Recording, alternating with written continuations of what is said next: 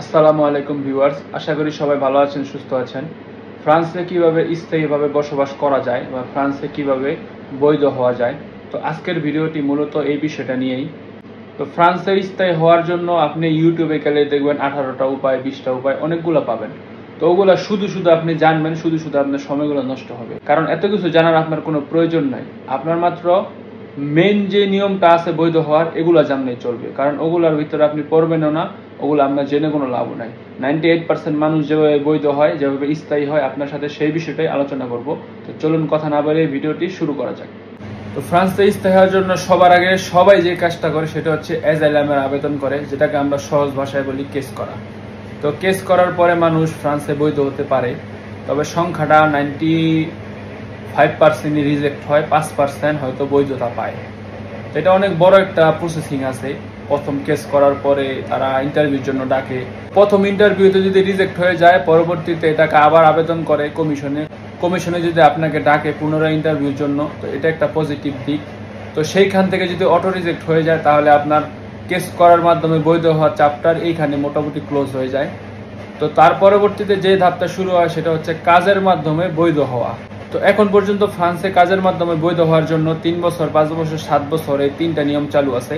তো 3 বছরের আওতায় যদি আপনি কাজের মাধ্যমে বৈধ হতে চান, সেক্ষেত্রে আপনার 3 বছর যে আপনি ফ্রান্সে আছেন এটা একটা প্রুফ দিতে হবে। আপনার কি কি ডকুমেন্ট আছে ফ্রান্সে, তারপরে আপনার একটা ডোমিসিলের প্রয়োজন হবে, যেখানে আপনার কাগজপত্র আসবে, আপনার চিঠি আসবে। তারপরে হচ্ছে আপনার একটা কাজ থাকতে হবে কন্ট্রাক্ট সহকারে।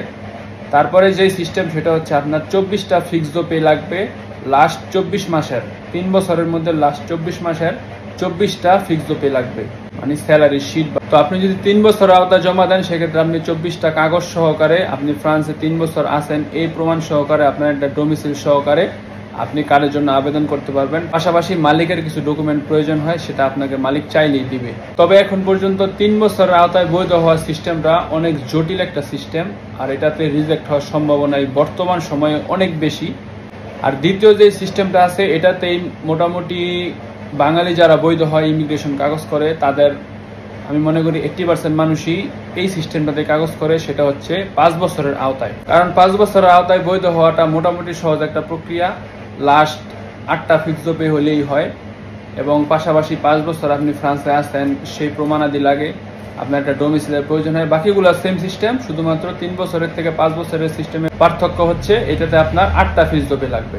আর তাছাড়া 5 বছর থাকার পর আবেদন করলে এই কাগজটা তারা একটু ভালো মতো তারা পর্যবেক্ষণ করে, মানে আপনার পাওয়ার চান্স তখন বেশি থাকে। কারণ আপনি যেহেতু অলরেডি 5 বছর ফ্রান্সে রয়ে গেছেন, তো সেই ক্ষেত্রে তারা এটাকে একটা দায়িত্ব মনে করে আপনাকে বৈধ করাটা, যদি আপনার সবকিছু ঠিক থাকে। তারপরে 7 বছরের মাধ্যমে বৈধ হওয়ার উপায় আছে। তো মোটামুটি সেম সিস্টেম, 7 বছরের আওতায়, 5 বছরের আওতায় কিছুটা সুযোগ সুবিধা আছে। 7 বছরেরটা একটু বেশি সুযোগ সুবিধা পাওয়া যায়, কিন্তু মানুষ বেশিরভাগ 5 বছরের আওতায় কাট করে। তবে ফ্রান্সে কাট করার ক্ষেত্রে সবচেয়ে গুরুত্বপূর্ণ হচ্ছে আপনার ফ্রান্সে কোনো ক্রাইম থাকা যাবে না। আপনার নামে যদি একটা ক্রাইমও থাকে, সেই ক্ষেত্রে তারা আপনাকে ফ্রান্সে বসবাসের অনুমতি দিবে না। আপনি যদি কোনো মতে প্রথম কার্ডটা পেয়ে যান, তো সেই ক্ষেত্রে আপনি মোটামুটি ধরে নিতে পারেন আপনি ফ্রান্সে স্থায়ী হয়ে গেছেন। কারণ পরবর্তীতে আপনার আস্তে আস্তে ধাপে ধাপে আপনার কার্ডগুলো রিনিউ হবে। 1 বছরেরটা তখন 2 বছরের হবে, বা 2 বছরেরটা তখন 4 বছরের হবে।